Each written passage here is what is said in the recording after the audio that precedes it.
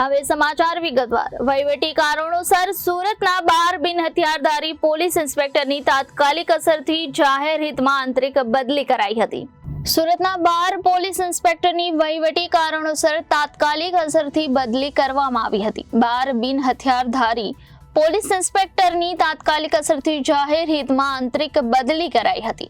Athwa police સ્ટેશનના PI GM હડિયાની ઇકોસેલમાં બદલી કરવામાં આવી છે, ત્યારે ઇકોસેલ પીઆઈ એચકે સોલંકીની અઠવા પોલીસ સ્ટેશનમાં બદલી કરવામાં આવી છે। ટ્રાફિક શાખામાં ફરજ બજાવતા પીઆઈ ડીડી ચૌહાણની અલથાણ પોલીસ સ્ટેશનમાં બદલી કરાઈ છે। વરાછા પોલીસ ઇન્સ્પેક્ટર એનએ ગવાણીની એએચટીયુમાં બદલી કરવામાં આવી છે। એએચટીયુના પીઆઈ પીજે સોલંકીની અડાજણ પોલીસ સ્ટેશનમાં બદલી કરવામાં આવી છે।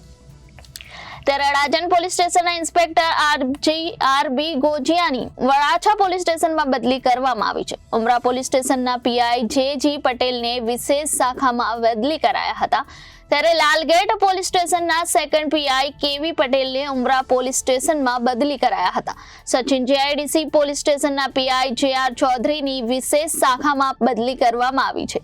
વિશેષ શાખા ઇકોસેલના પીઆઈ કુલદીપસિંહ ગોહિલની સચિન જીઆઈડીસી પોલીસ સ્ટેશનમાં બદલી કરાઈ છે, ત્યારે સાયબર ક્રાઇમ પીઆર બંસરી પંચાલની ટ્રાફિક શાખામાં બદલી કરાઈ છે અને ટ્રાફિક શાખાના પોલીસ ઇન્સ્પેક્ટર કુલદીપસિંહ ચાવડાની લસકાણા પોલીસ સ્ટેશનમાં બદલી કરવામાં આવી હતી।